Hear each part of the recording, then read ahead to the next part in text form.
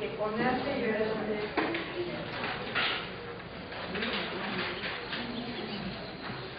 la maestra María Antonieta. con la maestra. Gracias. Gracias, nuestra pacienta, maestra María Antonieta.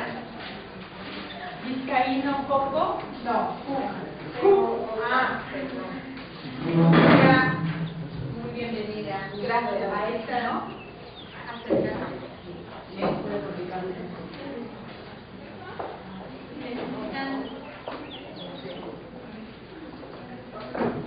¿Tienes otro cambio? ¿Me vas diciendo? Sí, gracias.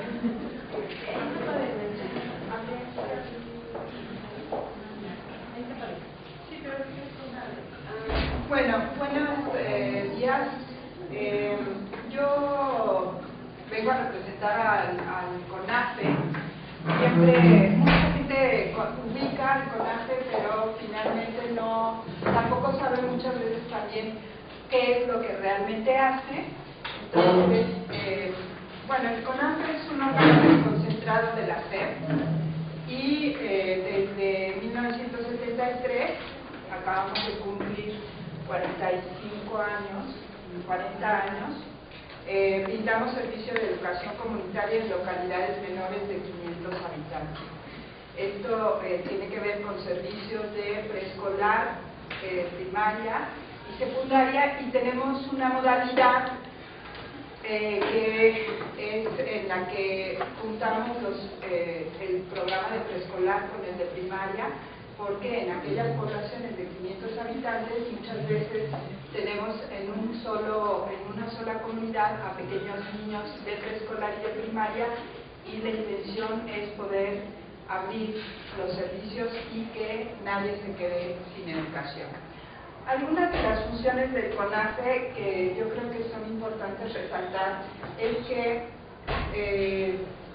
tiene la característica de que puede, aunque es un órgano desconcentrado de la SEP y tiene que apegarse a la currícula académica de la SEP, sí puede desarrollar sus programas siempre y cuando se inscriba dentro de ese ámbito de la currícula. Entonces, tiene posibilidades de investigar, de diseñar, tiene posibilidades de impartir y organizar los servicios de educación, que tiene que ver con la educación inicial, que en el estado de Morelos lo lleva la maestra Silvia Trujillo en el IEBEM, y la básica, que es la que yo les mencioné ahora. Tiene otra de las características importantes, es que tiene la facultad de expedir certificados de estudio, y en ese sentido necesitamos también tener toda esta parte de control escolar y curricular que nos permite en efecto que nuestros certificados tengan la misma validez que cualquier otro certificado, ¿no? Muchas veces los padres de familia se preocupan mucho porque piensan que el CONAFE no les va a poder dar este certificado, y finalmente sí tenemos esa facultad. Y el último sería que me da mucho gusto porque yo voy a hablar de ciertos conceptos que habló el profesor Robert Meyer y que de alguna manera están dentro de la filosofía del CONAFE y sobre todo de los últimos años, que tiene que ver con la materia de equidad educativa. Y claro que este es un concepto a discutir, ¿no? ¿A qué nos referimos con equidad educativa? La equidad educativa, bueno, como lo definen los documentos del CONAFE, es que es un concepto inclusivo que articula la justicia, la igualdad y la diversidad. En términos de política pública, requiere la identificación de las desigualdades para poder entonces atender con equidad a todos. Y eso tiene que ver con un asunto de hay que darles lo que es necesario dependiendo de las condiciones y características que cada quien tiene. A partir de ahí,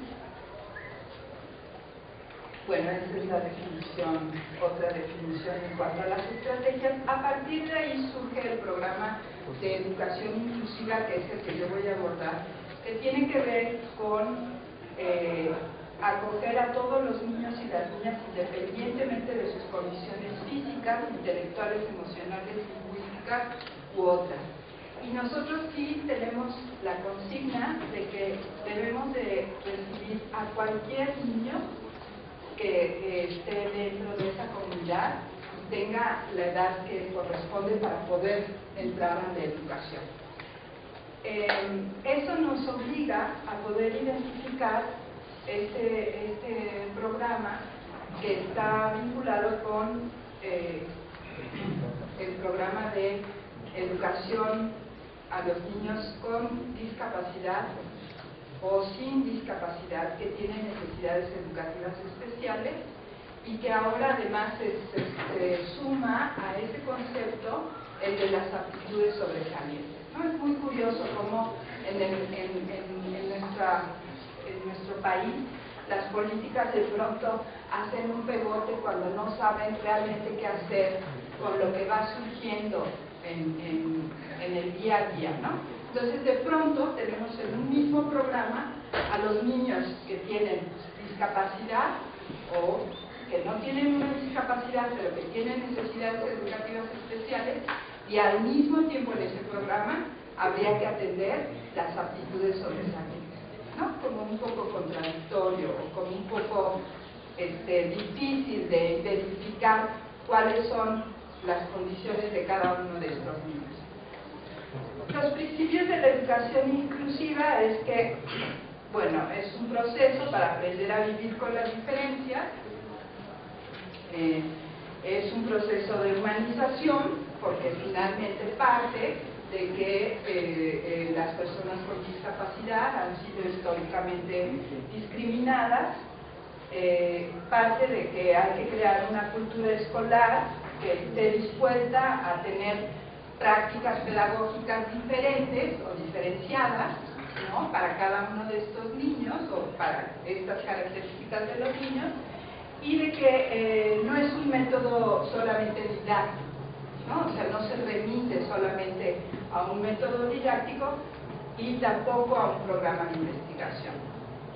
Y que, bueno, implica esto que se ha estado mencionando a lo largo de la mañana, de aprender a vivir juntos, todos, los de aptitudes sobresalientes, los de discapacidad, los de necesidades educativas especiales.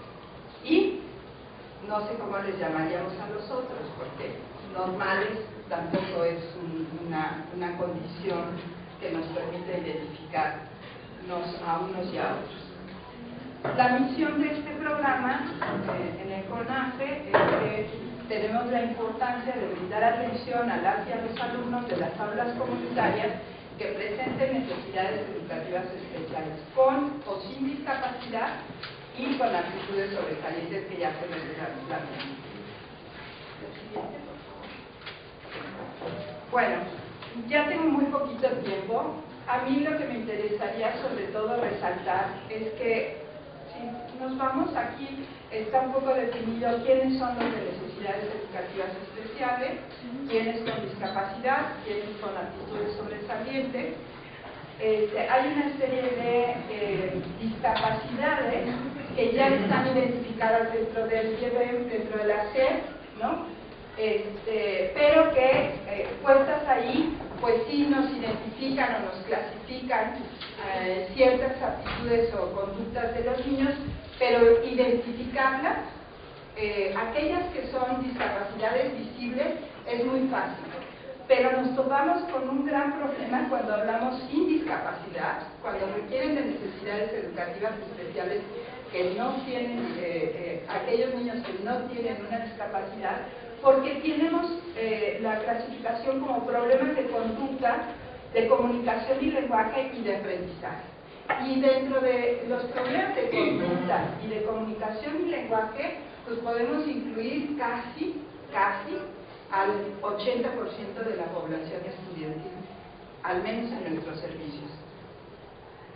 Los trastornos también, que son difíciles de identificar para alguien que no es especialista, tienen que ver con generalizados del desarrollo y déficit de atención e hiperactividad, que eso también es todo un dilema de poder identificar cuáles son esos niños que tienen entre un trastorno de déficit de atención e hiperactividad y un problema, una necesidad educativa especial de comunicación y lenguaje, por ejemplo, ¿no? ¿Dónde están los límites? ¿Dónde podemos identificar cuál niño tiene esta condición? Y no solamente para calificarlos, sino que viene posteriormente, es solamente una forma de detectarlos.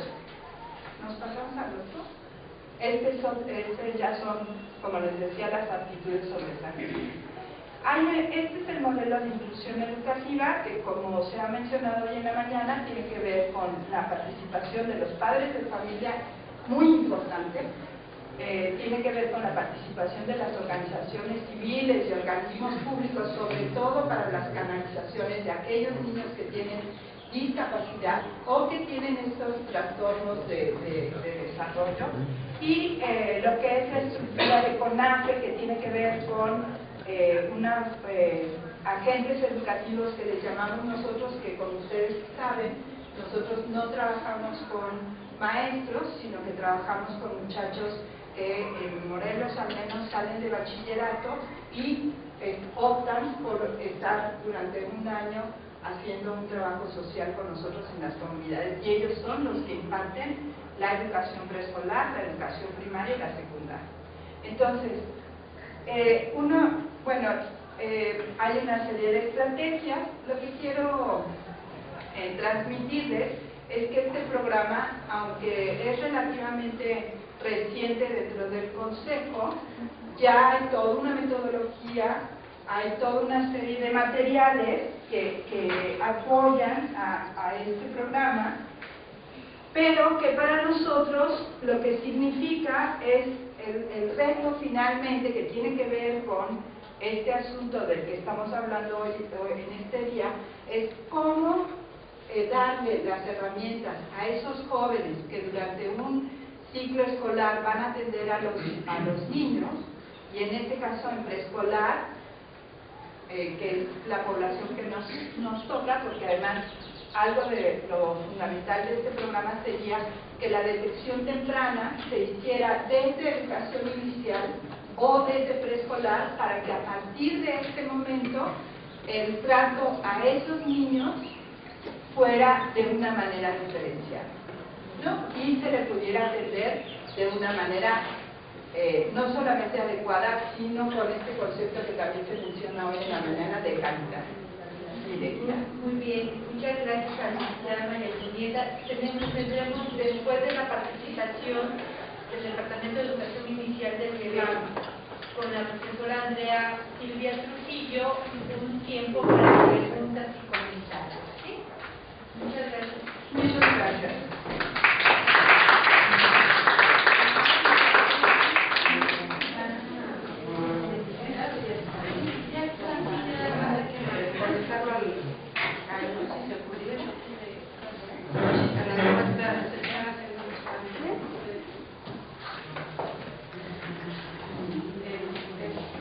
Puedo empezar solo una aclaración.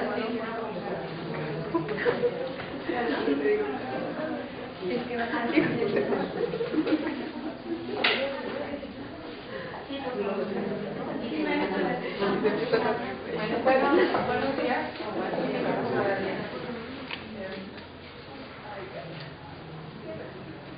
En mi papel de responsable de educación inicial en el Estado, creo que me toca una gran responsabilidad, al igual que mis compañeros que conforman el equipo técnico. ¿Por qué? Porque todo esto que hoy han estado conversando el doctor Mayer, la doctora Ana Serrano, quienes me antecedió, la maestra Vizcaíno, la licenciada Vizcaíno, las compañeras de Xinemi, todo eso va conjuntando lo que es educación inicial. Cuando el doctor Mayer hacía los comentarios de su ponencia, yo sentía que estaba pues no develando algo nuevo, sino la realidad que vive educación inicial en el estado, al menos en el estado de Morelos. Es cierto que tenemos en el estado ya 30 años de existir como un nivel educativo, pero los avances no han sido muchos. ¿Por qué? Porque desgraciadamente nuestro sistema educativo no contempla la educación inicial dentro del esquema básico de educación. Los recursos que pudieran generarse para lo que es la educación, para la educación inicial se ve disminuido en comparación con otros niveles educativos. Tenemos en nuestro Departamento de Educación Inicial la gran responsabilidad de asesorar y acompañar a todos los planteles que ostentan el título o el nombre de CENDI. Para nosotros esto ha sido una lucha constante, no solo en el simple hecho de cambiar el vocablo, sino de cambiar la visión de lo que se tenía en cuanto a lo que era una guardería y un centro de desarrollo infantil. Cuando la educación inicial inicia en Morelos, ya existían centros de desarrollo infantil particulares de la iniciativa privada. Debo aclarar que, bueno, dentro de lo que es educación inicial manejamos dos modalidades, que es la escolarizada y la no escolarizada. Dentro de la escolarizada se encuentran todos estos planteles que tienen por el tipo de recursos que manejan diferentes, digamos, definiciones, ¿no? Tenemos los CENDIs oficiales, que son los que pertenecen al Instituto de la Educación Básica en el Estado y que brindan servicio a las madres trabajadoras que trabajan o que laboran para este instituto. Me sonrío por esto de que brindan servicio a las madres trabajadoras, que es uno de los elementos que hoy en día tenemos que defender, ¿no? El derecho, el cambio del enfoque de derecho que tenemos en educación inicial. La educación inicial surge precisamente como un derecho, como un logro laboral para la madre que tenía la necesidad de trabajar y que no había el espacio adecuado o no tenía la posibilidad de que su niño fuera atendido por la persona adecuada. Así es como surgen las primeras guarderías, y vamos a decir que sí eran guarderías, porque no existía un programa educativo, no existía una sistematización de actividades o de experiencias que pudieran crear un aprendizaje, una construcción de aprendizaje en los pequeños. A partir de 1981-82, que es cuando se inicia 81, en Morelos, el Servicio de Educación Inicial, se trabaja con algunos manuales, más que un programa y un plan de estudios. Es hasta 1992 cuando surge el primer programa como tal, que da la apertura a ser de alguna forma flexible, de modificar ciertos criterios de acción, de intervención educativa por parte de los agentes educativos. Se crea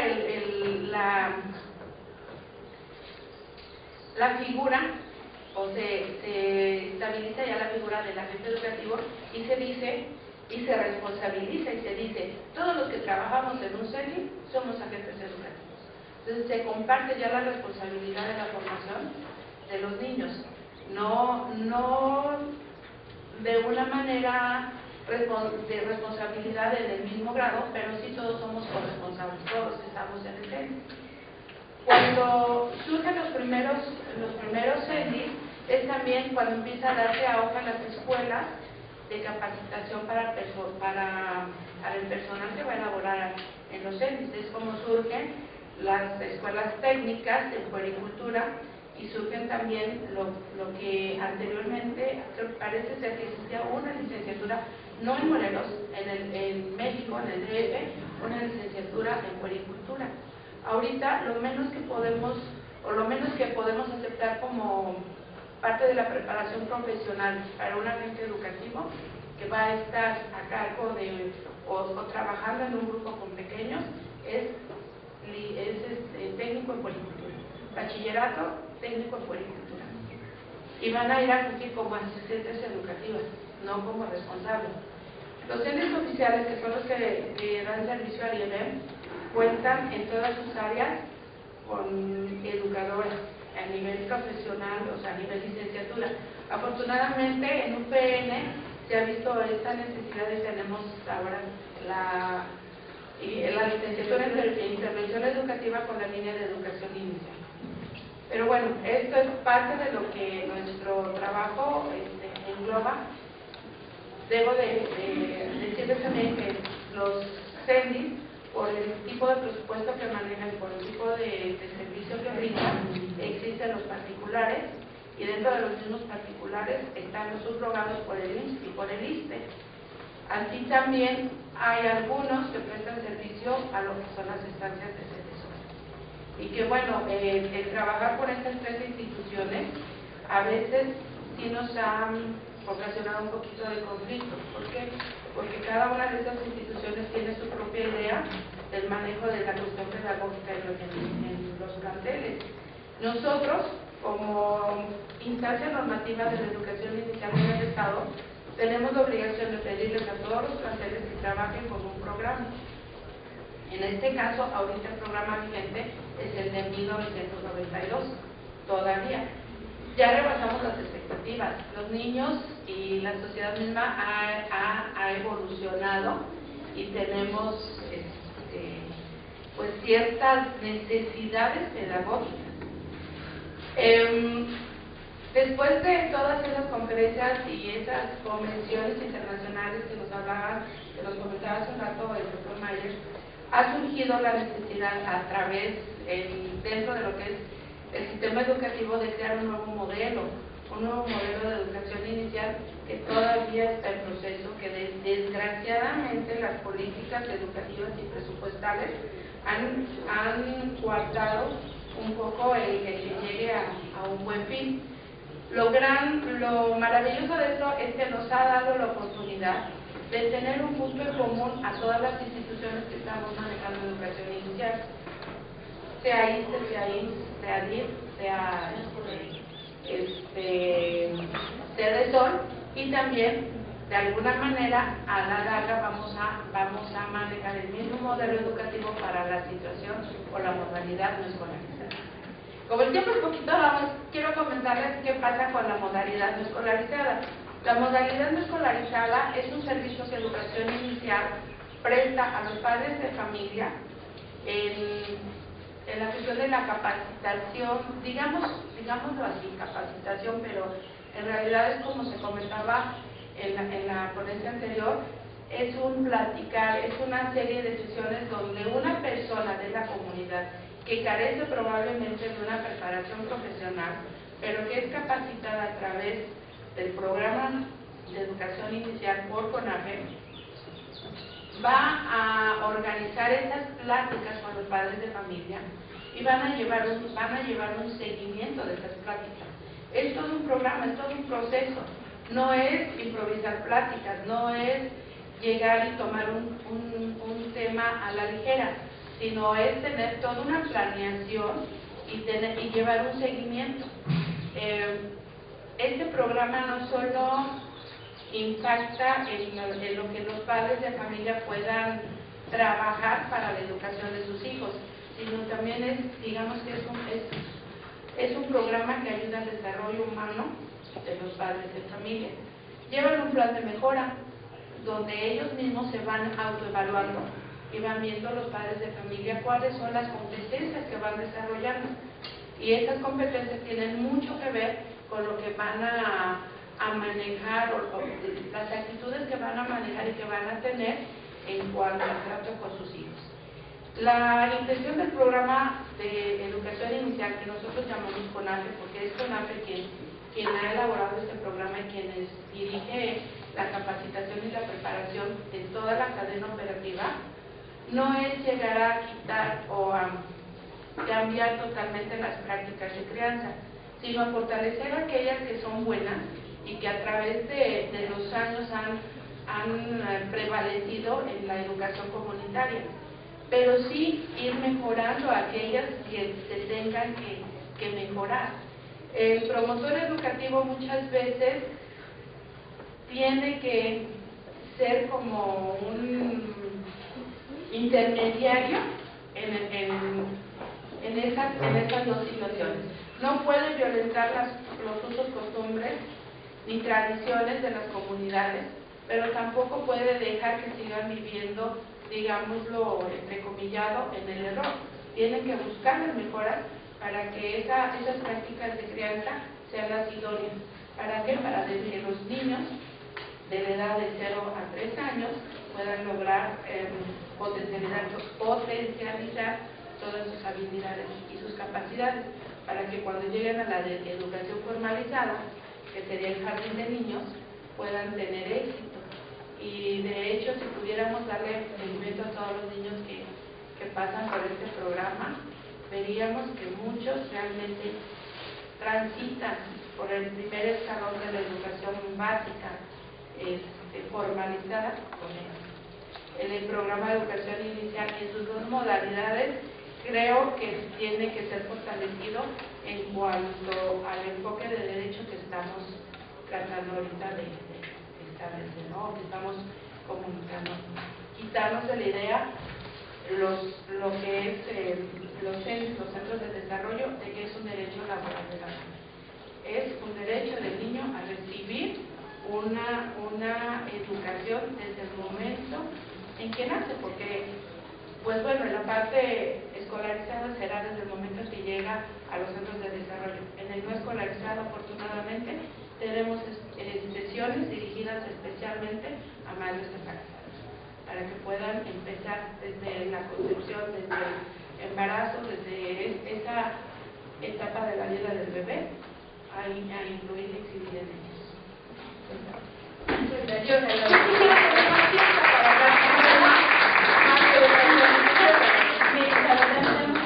Pero también parte de corregirme un poco es que tengamos lo que aquí presentes que hemos escuchado estos proyectos tan interesantes, preguntas y comentarios a ustedes donde van a poder explayarse un poco más y tendríamos unos 25 minutos, un poquito más para preguntas y comentarios.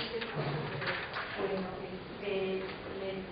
les agradezco la participación y perdón la corrección. Antes que se me olvide y al final voy a recordarles, justamente tenemos aquí una convocatoria porque se abre una nueva generación de la LIE, que tuvieron intervención educativa, y entre ellos tenemos la línea inicial. Al final, quien quiera, muchas gracias y damos paso a las preguntas y comentarios. Falta la vecindad. Sí, lo que vamos a dar unos 25 minutos de comentarios y después daríamos paso a la vecindad y a Liz Cuernavaca. ¿Sí? Porque va a ser en 2 bloques. Bueno, preguntas, comentarios.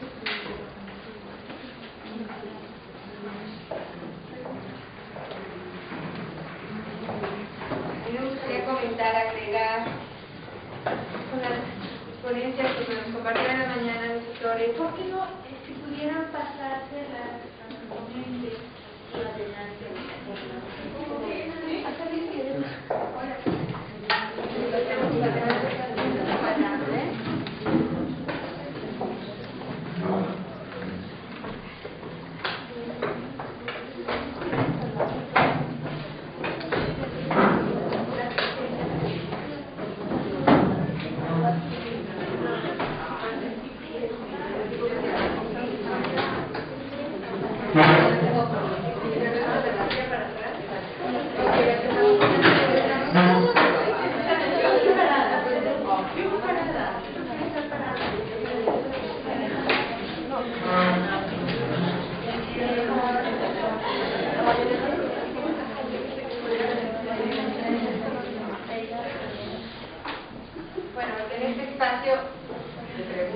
Me gustaría compartir como parte una de las historias que comparte Eduardo Galeano en su último libro, de los hijos de los días. Y son 365 historias y cada día. Y esta historia habla de una mujer, Macarena Gelman, cuyos abuelos y padres argentinos, pues por ser activistas, fueron perseguidos.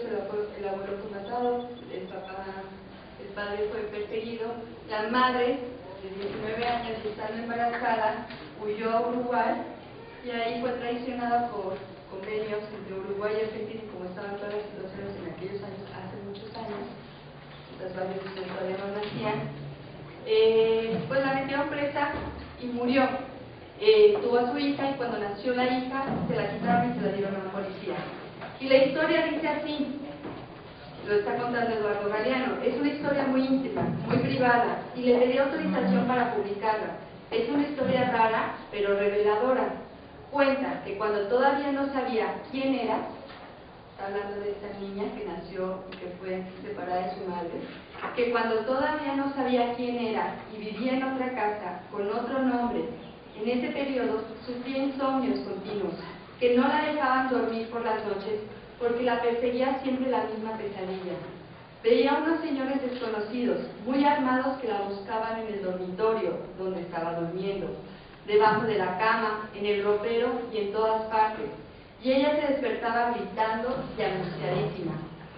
Durante muchísimo tiempo, toda su infancia tuvo esa pesadilla que la perseguía, y ella no sabía por qué, de dónde venía, hasta que conoció su verdadera historia y supo que ella estaba soñando las pesadillas que su madre había vivido mientras la modelaba en el vientre.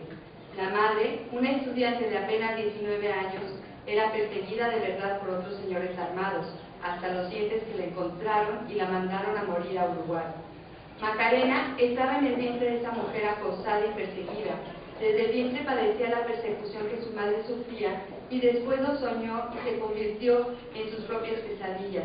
Ella soñó lo que su madre había vivido. Es una historia que parece una metáfora de la transmisión, de las penas, de los horrores y también de otras continuidades que no son tan horribles. Y con esta historia que les comparto, estamos escuchando también el ir cambiando el derecho de la madre trabajadora de poder trabajar y tener un lugar seguro, ahora el derecho del hijo a recibir una educación de calidad. A mí me gustaría comentar, incluir el derecho de la madre y el hijo en el primer año de vida y en los 9 primeros meses de gestación a estar juntos.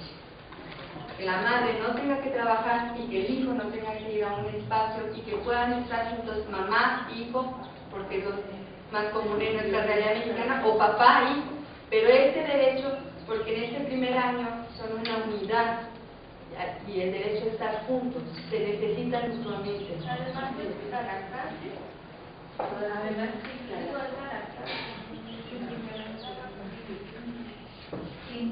¿algún comentario? Tomando este puesto y queriendo hacerlo, ¿qué políticas hay que hacer? ¿Qué hay que cambiar? ¿Cómo se puede favorecer esto en zonas que no hacemos? Desde mi punto de vista, desde varios niveles. En políticas públicas, desde que la mamá esté respaldada, la madre trabajadora, y no pierda la familia, el ingreso de esa familia. Vivimos en una realidad de pobreza, de necesidad de trabajar y que la familia esté protegida, pero también tendría que haber un trabajo, no sé si paralelo o previo,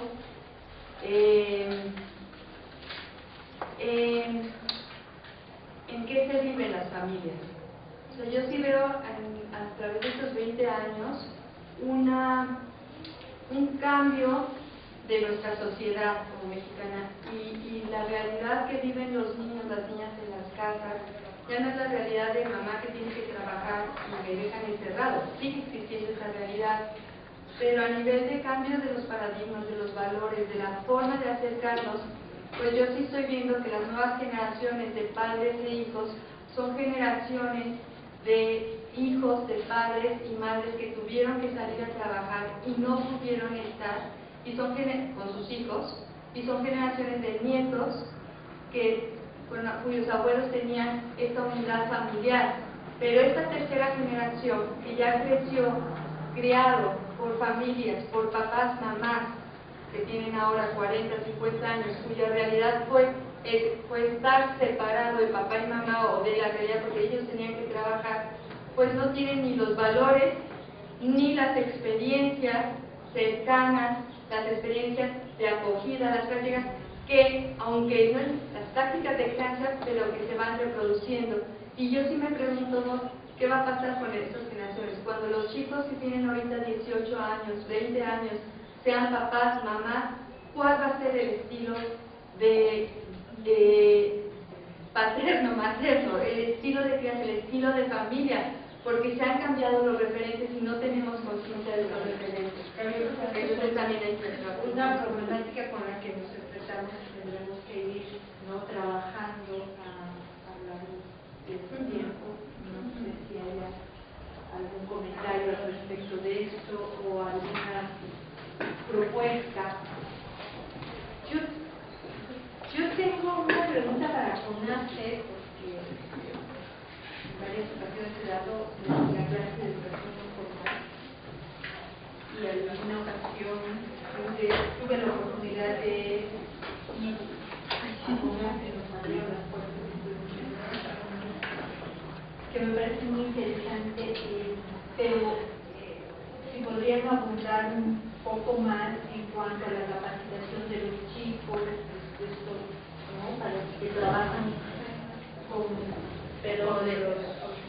los promotores, con los de los promotores, si se les paga o no se les paga. O sea, Es que cuando dicen los chicos y hablas de CONAFE, tenemos dos situaciones diferentes. La licenciada Vizcaíno atiende lo que son los instructores comunitarios, que es para la educación básica, bueno, a partir de preescolar. Y educación inicial CONAFE tiene a los promotores educativos, que es diferente. Les explico, les comento lo de promotores. Bueno, los promotores educativos se supone que deben de ser personas que están dentro de la misma comunidad a la que van a trabajar. A veces esto no es posible y se lleva a alguien de una comunidad cercana. El programa está diseñado para comunidades catalogadas como de alta marginalidad, sobre todo económica y social, ¿no?, sociocultural. Aunque a mi criterio, yo creo que a veces necesitamos más el apoyo de este programa en los suburbios o en las comunidades dentro de lo que son las ciudades, en las comunidades, digamos en las colonias populares donde el nivel educativo a veces es más bajo, a donde se da se puede percibir más esta problemática, donde el ingreso es tan poco que los padres de familia se tienen que alejar y que los hijos adolescentes llegan a ser papás en una edad muy temprana, 14, 15 años, y que allí es donde realmente los valores y los principios y todas esas prácticas de crianza llegan, donde el afecto y quizás a lo mejor no de la manera más adecuada, pero existe ese apapacho, ese abrazo de los padres. Aquí ya no lo es por la misma situación. Desgraciadamente, pues CONAFE busca o digamos subsanar un poquito la cuestión de la alta marginalidad. Decía, estas promotoras o promotores, porque también pueden ser varones, son parte de la comunidad. CONAFE los capacita a partir del inicio del ciclo operativo que se está dando. El inicio del ciclo operativo generalmente es a partir del mes de octubre. Entonces se les da una capacitación previa para que puedan iniciar con este programa. La cadena operativa, como nosotros lo llamamos, se conforma por un coordinador que es responsable de 3 o 4 supervisores de módulo. Y esos supervisores de módulo tienen a su cargo entre 10 y 11 promotores, que son los que están directamente en ocasiones con padres de familia. Los promotores reciben, no vamos a decir que es un sueldo porque no lo es, ni existe un contrato de trabajo, es un convenio de prestación de servicio comunitario y reciben un apoyo de pues 1.900 pesos, 800 y poquito al mes. El compromiso del promotor es tener 2 sesiones a la semana, que dan un total de 65 sesiones en todo el ciclo operativo, son 10 para 10 meses, de 2 horas. Estas sesiones van destinadas a padres y madres o cuidadores, porque también existe dentro de estas comunidades tan alejadas la necesidad de la madre de salir a trabajar, y a veces quien se hace cargo es la abuela, y entonces es la abuela la que va a las sesiones, o la tía a estas sesiones. En estas sesiones se tocan temas pues del desarrollo del niño, pero también se toman temas que ayudan al desarrollo humano de la persona, la autoestima, las cuestiones de salud, la violencia intrafamiliar, todo lo que pueda mejorar el contexto familiar de este tipo. Pero sí, efectivamente, los promotores no tienen porque no se puede decir que es un pago. Hay promotores que tienen que trasladarse de una comunidad a otra, y de esos 900 pesos se llevan 500 en el pago de los pasajes. ¿Alguna pregunta? ¿Alguien quiere decir? Yo nada más quiero hacer un comentario sobre la importancia de la intercomunicación entre las instituciones. Cada quien va a estar haciendo sus mejores esfuerzos en donde está. Pero un gran avance en educación inicial es buscar lo que se tiene que hacer, que es el Plan Nacional de Educación Inicial, el Programa Nacional. Se llama el nuevo modelo educativo. El nuevo modelo educativo, donde da pautas, pero son pequeños todavía disparos. Yo lo que quiero hacer es resaltar, por un lado es esto, la intercomunicación con las instituciones en un trabajo realmente colegiado. Y por otro lado, esta preocupación, que quienes estamos de este lado leyendo, investigando sobre la importancia de la educación, de las intervenciones en la educación inicial, los vínculos materno-infantil, el trabajo con padres, todo esto, estamos preocupados de que se le dé más tiempo, lo que decía Marcos, más tiempo de vinculación de la madre, del padre de familia con los niños. La realidad de nuestro país es que cada vez nos tenemos que meter en más trabajos para subsistir, ya no digamos otra cosa. Y entonces, bueno, tenemos que pensar en la calidad del tipo de intervenciones que estamos haciendo en padres de familia y favoreciendo. Una preocupación que decía el doctor es ¿qué podemos hacer? Y a mí se me vino a la cabeza, pues pedir que se corrija la Ley General del Trabajo para que la madre tenga más posibilidades de estar con su niño, ¿no? Que no fueran 45 días, sino que fueran 3 meses mínimo, ¿no? Mínimo, o el doble, 90 días mínimo. Pero eso implica pronunciarse en eventos, la Cámara de Diputados, implica. Pero es peor quedarse callados. Ya nos implica. Sí. Se nos implica a todos. Nos involucra a todos para darnos la mano en esos esfuerzos. Voy a comentar algo sobre a esto. Y evidentemente las instituciones que prestan servicio a las madres trabajadoras, a los niños recién nacidos, tienen ciertos parámetros de edad. Por ejemplo, a menos de que ya se haya modificado, pero en muchos CENDIs subrogados del IMSS no aceptan niños menores de 6 meses, por el riesgo que implica tener un bebé de esa edad. Las estancias de sol no tienen a niños menores de 1 año.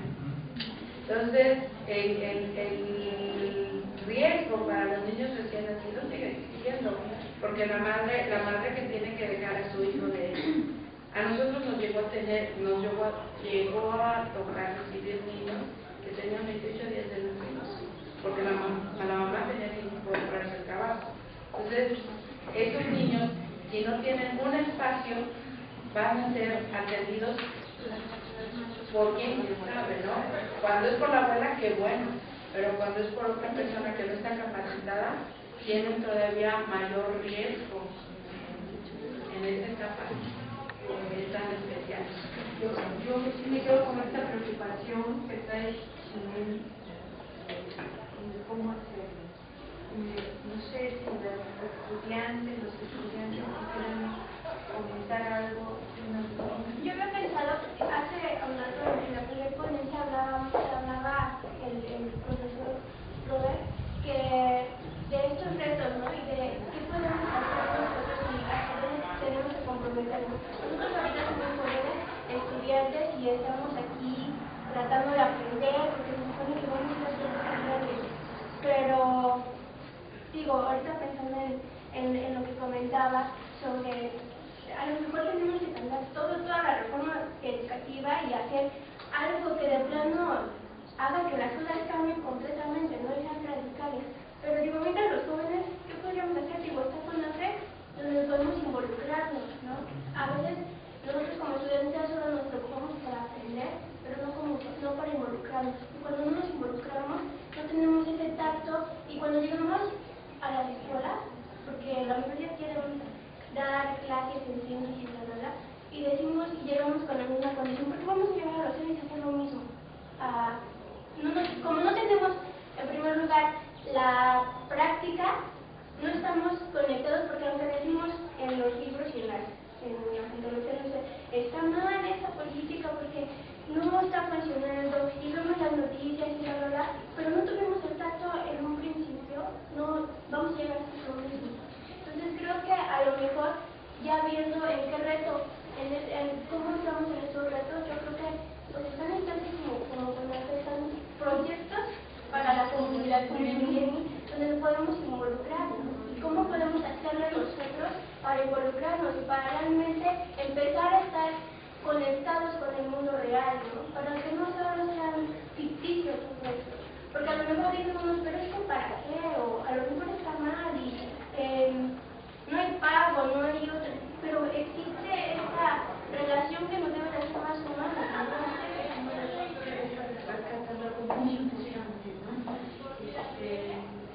Bueno, qué valioso que desde ustedes puedan involucrarse, ir más allá de un pago, siempre es importante el pago de servicio. Pero esta vocación de servicio es fundamental para todos los que estamos en esta área. Terminaríamos con dos brevísimos comentarios, por favor, para pasar con la licenciada Liliana Letiz y con Chanel que viene por parte de la vecindad. Sí, a mí, bueno, en la tónica del comentario, a mí me gustaría invitar a las jóvenes y a los jóvenes a que empiecen a aprender a observar.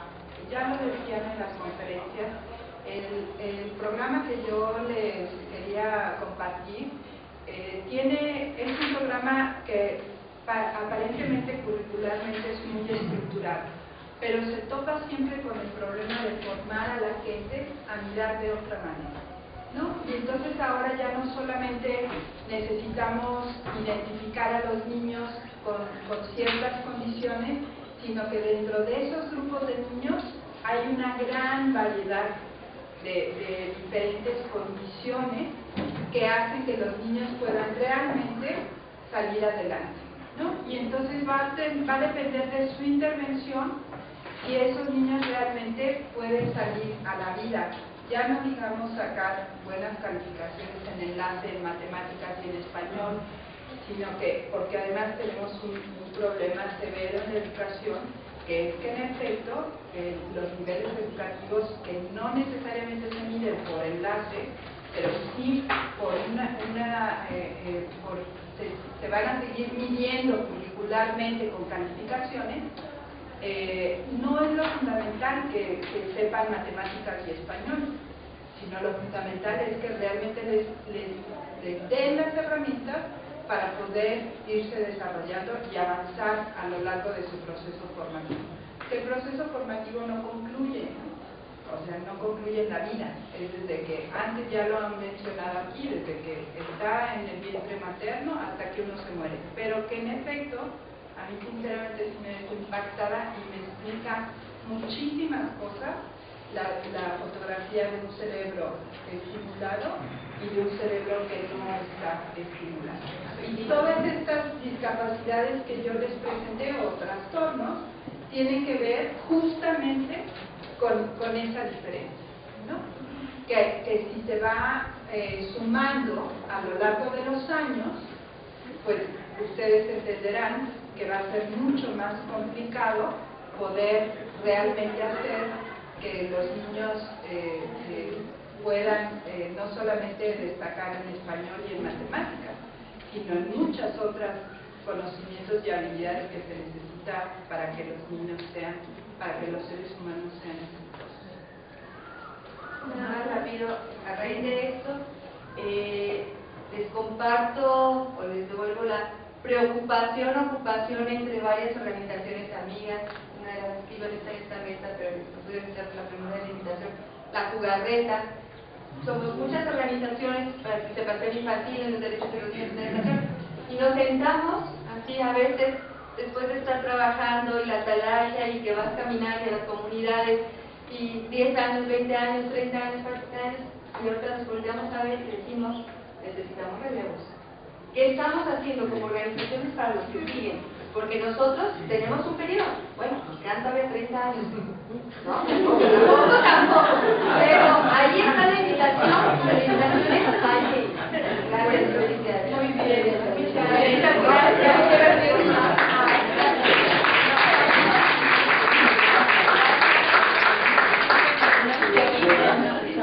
Por favor, con la licenciada Liliana Patricia, ella viene del DIF, también mucho que hacer ahí en el DIF, y le veíamos también sería la ponencia, y después pasaríamos. Buenos días a todos. Ya había escuchado todos los comentarios muy enriquecedores de todas las instancias que están aquí participando en este foro. Muchas gracias por la invitación. Para mí es un honor estar aquí frente a todos ustedes representando pues, un organismo de asistencia social como BIF, por su patronal. Gracias, porque la UPN se dice de Galia con estos invitados. Muchas gracias.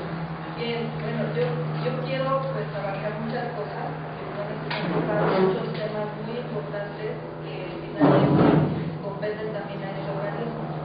El DIF finalmente es creado a partir de una necesidad de atender situaciones específicamente relacionadas con la familia, ¿sí?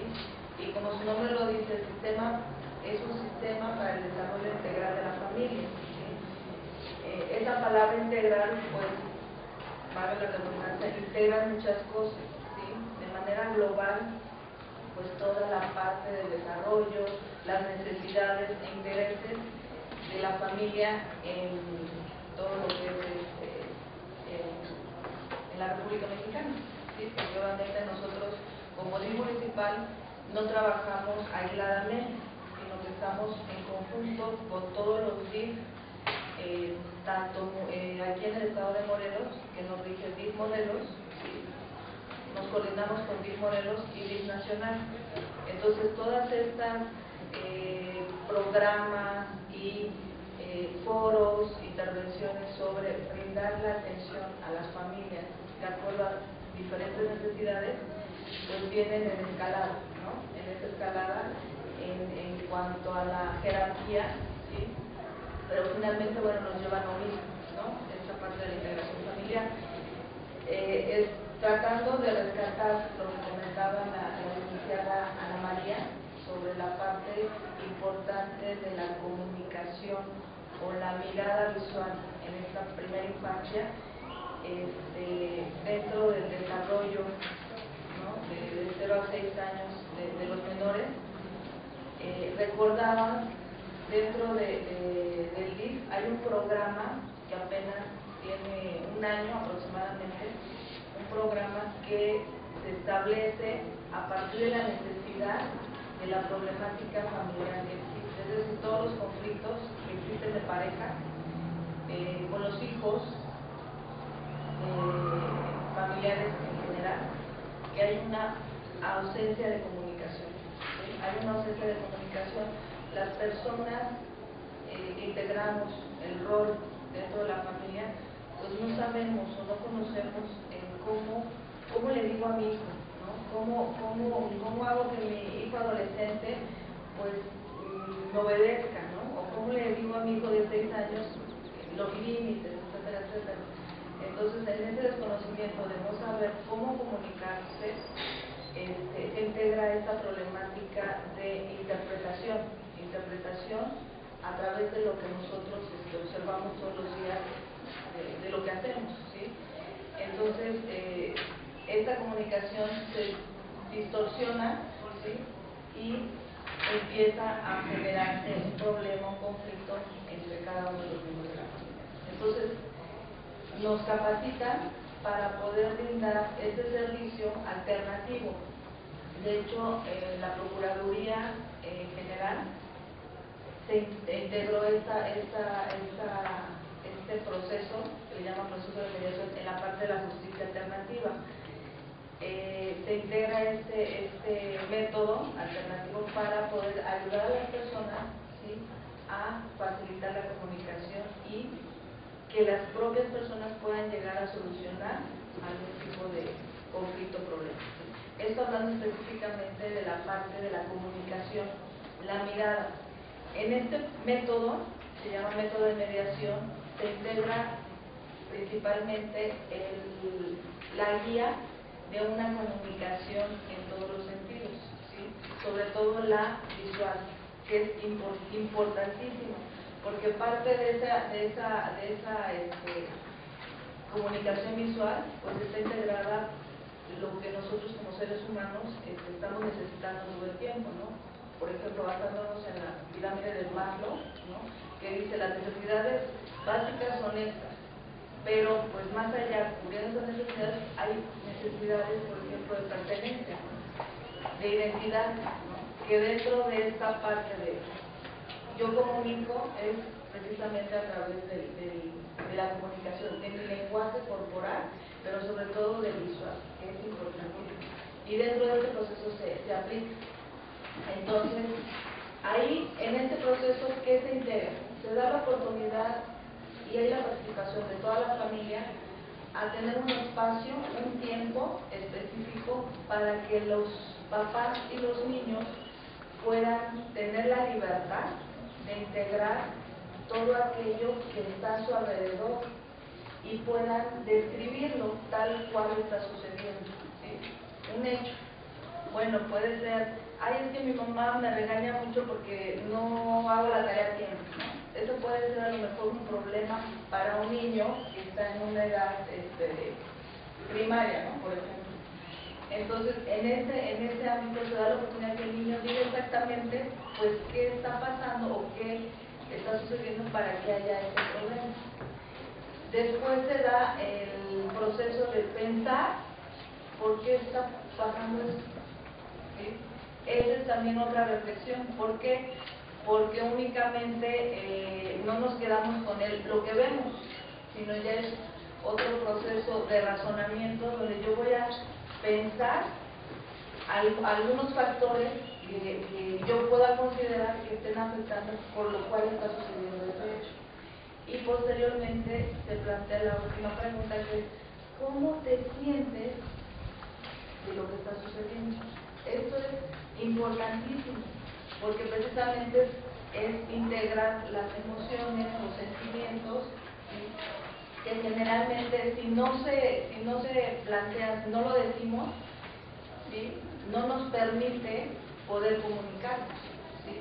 Una persona que está o depresiva o demasiado enojada, pues no puede integrar ese proceso de razonamiento. Entonces, si yo lo digo, si tengo la libertad de poderlo decir sin ningún temor, me da la posibilidad y le da la posibilidad al niño de poder tener confianza, ¿sí?, y de generar estas posibilidades de decir ¿por qué está pasando esto?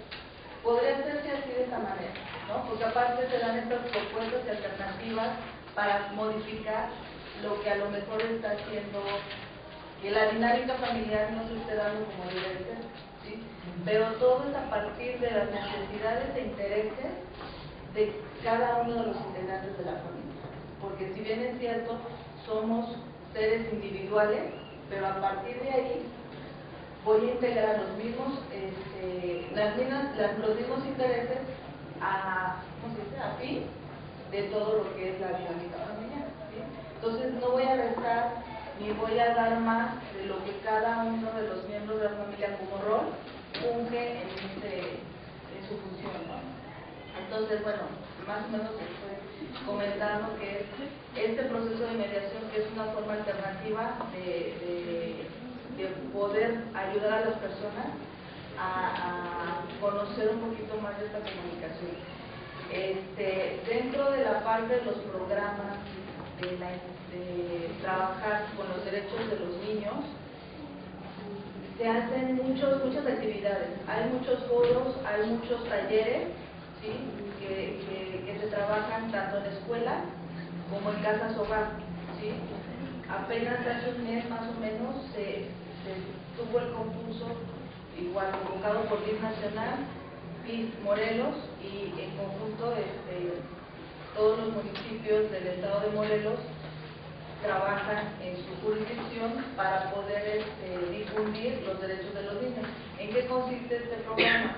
Consiste en identificar, ¿sí? En cualquier ámbito, ya sea en una escuela, ¿sí? en alguna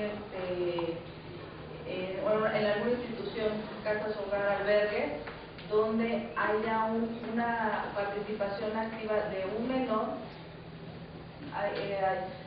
se integran lo que son las edades, ¿sí?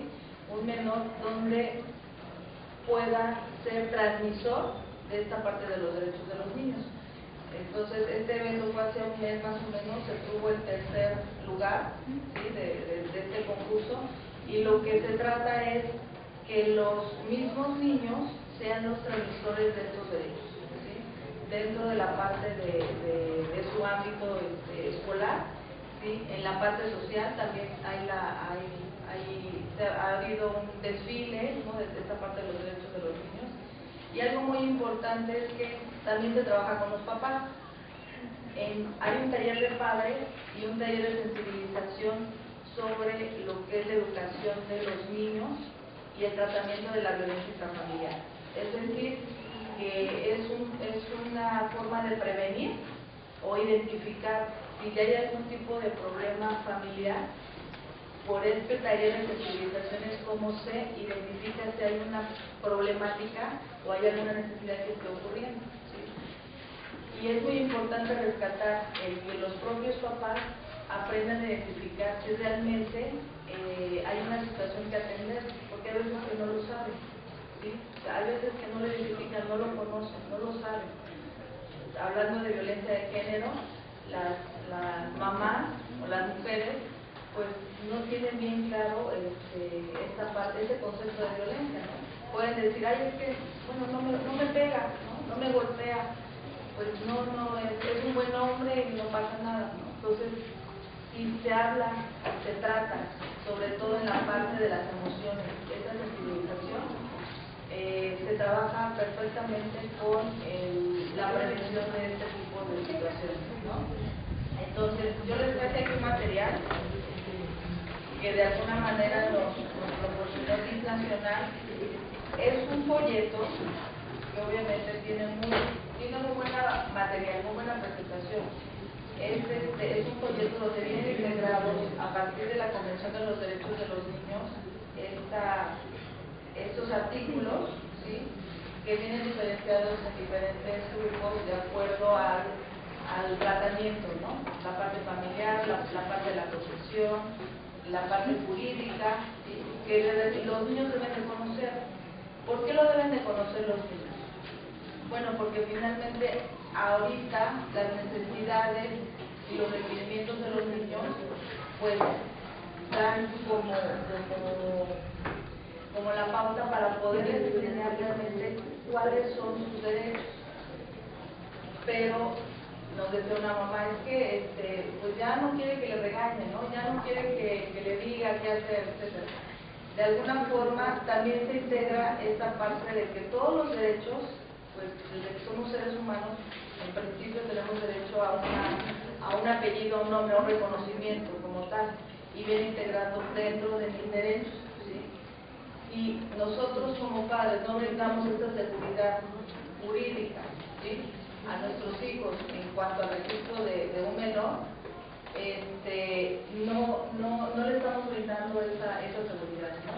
Entonces, si bien es cierto que cada uno de los derechos tiene integrado una parte de obligación, ¿no? Por ejemplo, el derecho a la educación, pues viene implícita una obligación, ¿sí?, que sería, bueno, pues tengo que ir a la escuela, tengo que cumplir con mis trabajos, tengo que cumplir con mis tareas, y estamos dentro de ese derecho, está implícita una responsabilidad, porque de hecho nosotros así lo tenemos, ¿no? Todos tenemos derechos, pero pues también tenemos esta parte de obligación.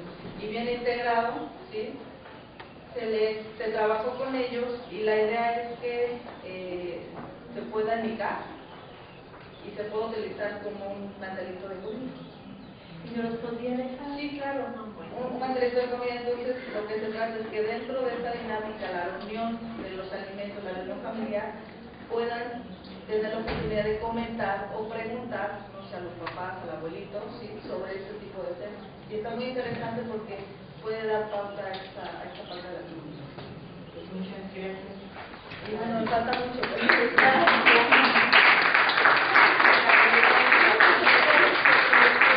el tiempo que nos permite, ¿no? Vamos a dar paso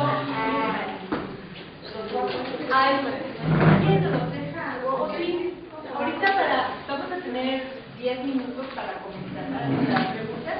Entonces, tenemos ahora a nuestra alumna Chanel Domínguez.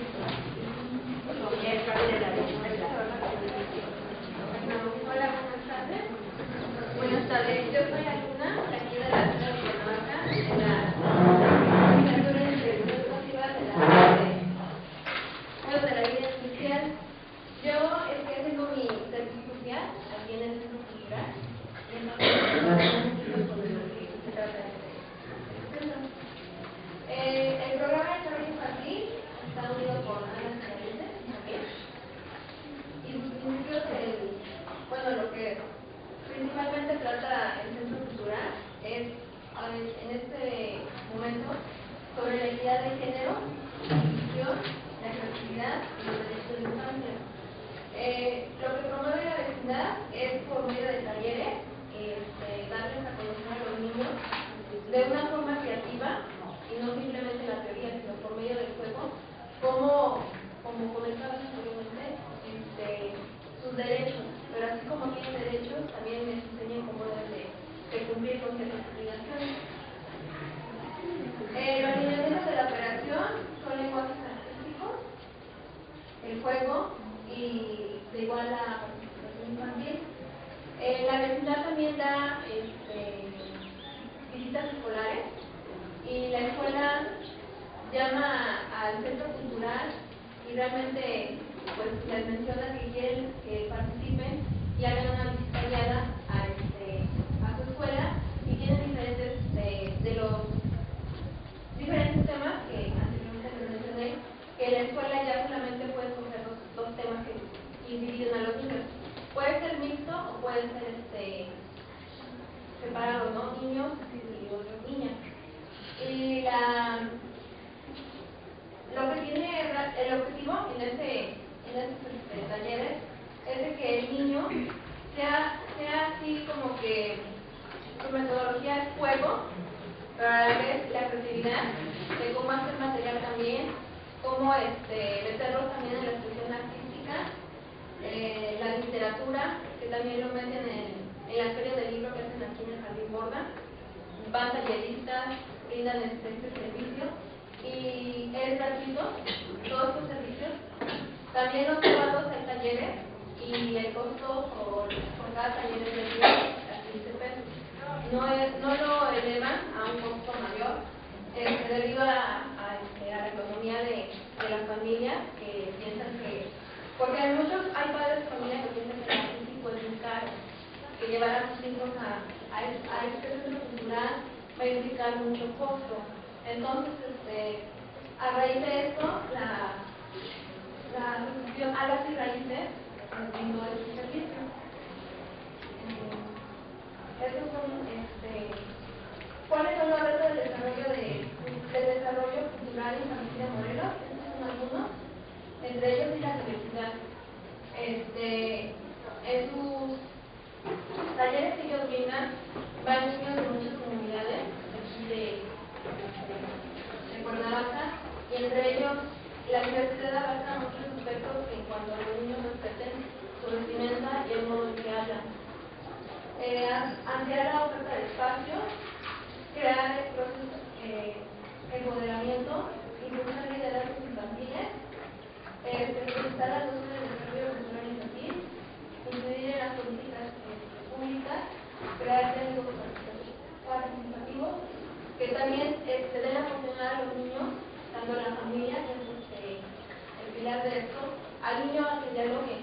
A veces se juntan y piensan que un bebé es chiquito y que no tiene la oportunidad de expresarse. A veces dicen, ya estamos aquí platicando.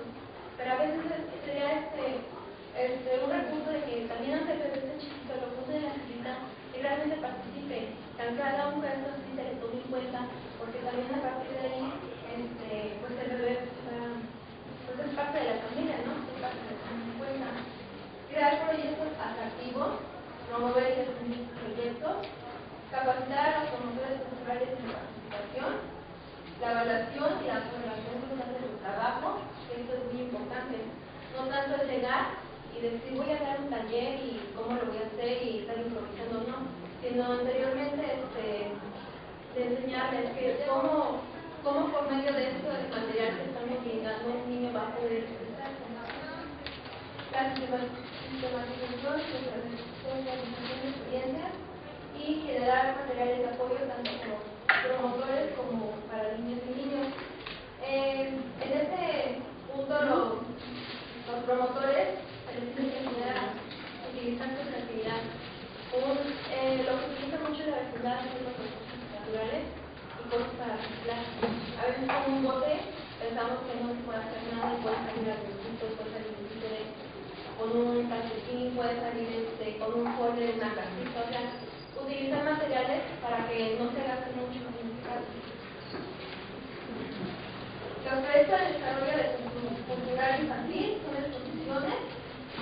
Las actividades tradicionales cuentan mucho eso, ya que muchos niños de aquí de Morelos no saben realmente lo que significa un Día de Muertos, lo que significa el significado de una ofrenda, y es ahí donde por medio de acciones que hace la vecindad, los niños pueden participar. En este caso, en esta foto fueron los chinelos y todo, y realmente también el traje del chinelo, ¿por qué realmente está aquí en Morelos? ¿Qué fundamentación tiene?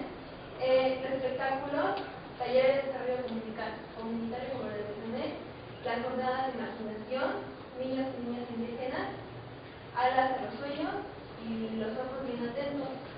Los últimos tres son de literatura. ¿Cómo meten la literatura en el centro cultural? No lo ven como que leer un cuento y ya, quédate con eso, no, sino la forma en que el niño se le puede leer, aunque no tenga, solamente tengas imágenes, como debes de tener la creatividad para leer un cuento. Jornadas de promoción de los derechos de los niños, que es lo que ahorita están haciendo en las escuelas. El curso de verano es de un mes, empieza a partir de julio hasta agosto. El costo va variado, es desde las 10 de la mañana hasta la 1 de la tarde, donde los niños tienen la oportunidad de convivir con otros niños, que en muchos casos vienen de otras comunidades y obtienen una beca en el centro cultural y se juntan con otros niños de otras fuerzas económicas. Y es ahí cuando los niños, a veces lo que está platicando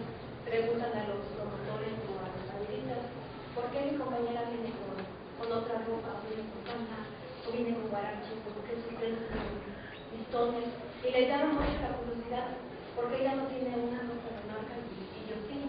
Y ahí es algo importante porque enseñar a los niños a veces es algo así como que te queda como que, ¿dónde estamos, no? ¿Cuál es lo que se está tomando en cuenta ahorita de que hay niños, presencia de las familias, de que dice, yo no me voy a juntar con ella, pues porque habla raro, o está machista, o es de color de piel.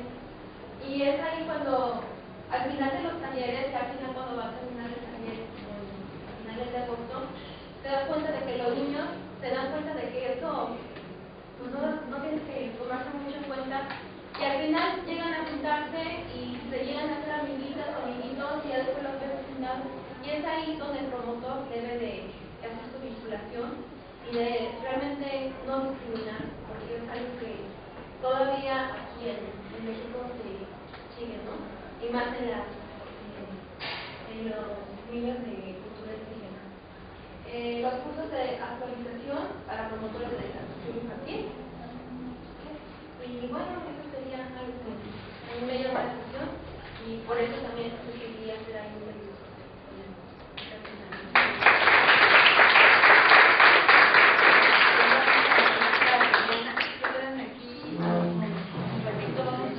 Tenemos todavía unos 10 o 15 minutos para comentarios para terminar.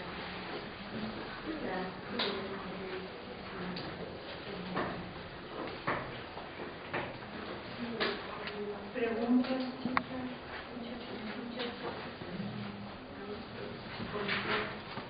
¿De qué año tiene la vecindad para hacer en la vecindad? Bueno, en la vecindad y esa depende del horario de escuela, pero la mayoría son de 4 a 6 de la tarde. Un comentario vinculando lo que acaba de presentar a la pregunta de cómo podemos involucrarnos. Ahí es una opción, usa su servicio social para buscar algo que va a tener sentido y que te ayude a involucrar. Otro sería empujar la misma institución aquí de darle más práctica vinculado a cosas curriculares. Y otro sería buscar en el lugar donde vives, en tu comunidad, algo con que puedes meterte y buscar la forma de vincular esto a lo que estás aprendiendo aquí. Pues yo creo que sí hay maneras, Sí. pero requiere un poquito de iniciativa.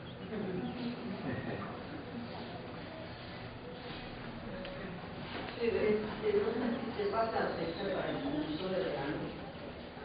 No depende mucho porque ahorita, bueno, se me olvidó decirles algo. Este viernes se cumplen 16 años de Centro Cultural, entonces los eventos y la entrada de gratuita. Entonces, empieza a partir de las 4 de la tarde, hacen eventos con los niños, van señoritas y pueden llevar lo llevan porque son. Y regresando a tu pregunta, es a mediados de julio cuando empieza, porque al principio tienen capacitación los promotores. Ajá, y procuran hacerlo un poco muy grande para poder observar a los niños. Es un curso de verdad. Yo nada más quiero comentar la importancia, me vuelven a la luz las instituciones, ¿no? Por ejemplo, el DIF es una presencia nacional de rescate de los niños en condiciones vulnerables. Tiene la instancia jurídica, asistencial, de orientación psicológica, pedagógica. Y esto es reconocimiento porque el DIF efectivamente dentro de sus grandes programas tiene un impacto para la primera infancia. Y en segundo momento, también quiero reconocer la posibilidad que tenemos todos de darnos la mano. Ahora sí que no solo darnos las manos con los más pequeños, sino darnos la mano en esos esfuerzos comunes en donde estén involucrados. En la vecindad ha surgido en un momento, pero hay muchas instituciones que han surgido y no cobran fuerza precisamente porque no nos damos la mano. Entonces, quiero rescatar esa posibilidad que tenemos. Y bueno, una cuestión importante, no solo es atender a que ya ha sido dañado, ¿no? Porque tiene una instancia, como la prevención, que es en lo que hemos llegado a coincidir todos, ¿no? Cómo formar las nuevas generaciones que tengan un mayor amor a la vida y al planeta. Eso es importante. Hay unos comentarios de esta parte de la vinculación. Nosotros ahí en el DIF hemos tenido mucho la experiencia de estudiantes que se necesitan realizar las prácticas o servicios sociales, y lo puedo decir abiertamente porque hay mucho apoyo, bueno, se da mucho el apoyo a los jóvenes para que puedan brindar ese servicio. Yo en el área donde estoy llevo un programa que se llama PAIF, donde es el programa de atención integral a la familia, donde se ven varios subprogramas. Entonces, uno de los temas, bueno, son diferentes temas que se tratan ahí, que son maltrato, violencia familiar, violencia de género, de esta parte dentro del maltrato, la omisión de cuidados, la negligencia y todo eso. Pues hay muchas necesidades que tienen que cubrir, y se ha llegado a tener el apoyo de estudiantes para poder dar difusión, por ejemplo, a la violencia de género, ¿sí? Donde llegan chicos de diseño gráfico, ¿sí? O de comunicación, donde crean una forma de cómo plasmar esa violencia, ¿sí? Que está ocurriendo mucho en las familias, y cómo esta parte de participación de los estudiantes, ¿no? Y se les da el apoyo. Hubo una chica que integró este cartel, ¿no? muy bueno, con mucho profesionalismo, y se le ayudó para difundir su creatividad en ese sentido, ¿no? Como una forma de participación, aparte de que estaba cubriendo un servicio social. Entonces, yo les invito finalmente a los jóvenes que hay muchas formas en las que ustedes pueden crear, ¿sí?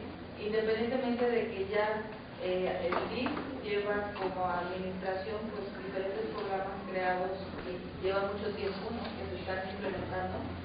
Yo creo que ese granito de arena, ¿sí? Esa creatividad, esa incentivación, motivación que ustedes tienen ahorita, que finalmente están saliendo de la escuela, están estudiando, pues nos enriquece mucho a todos, no nada más al DIF, sino a toda la gente que va por diferentes necesidades,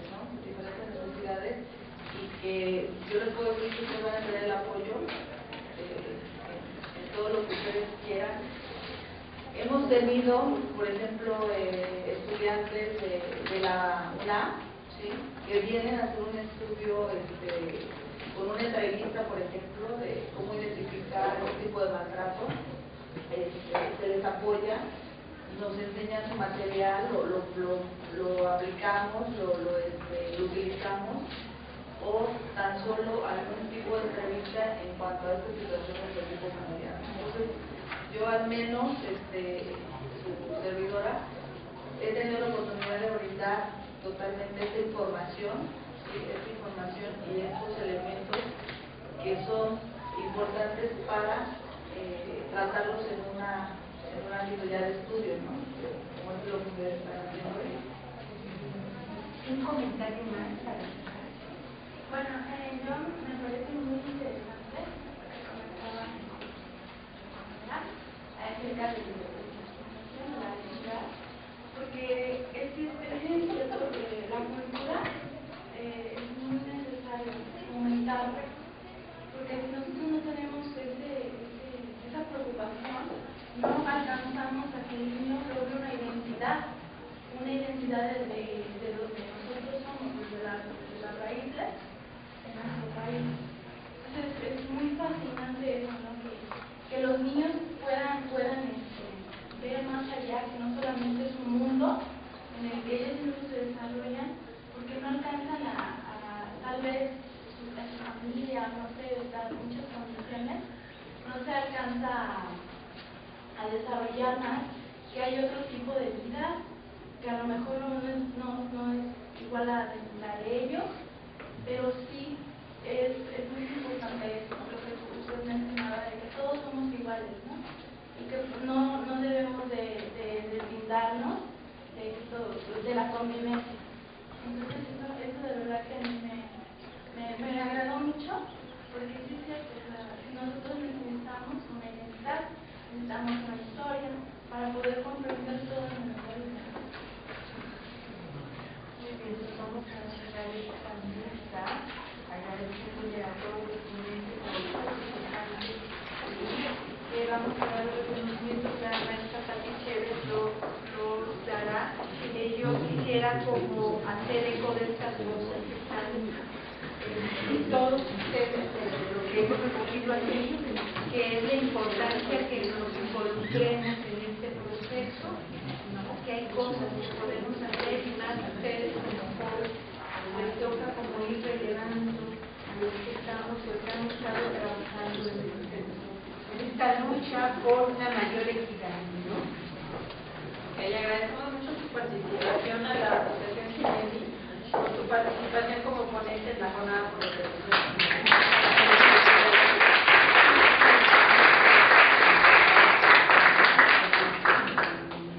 Al Departamento de Programas Educativos de CONAFE Morelos,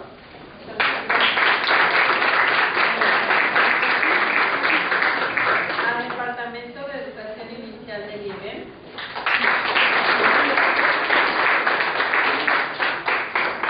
al DIF Cuernavaca,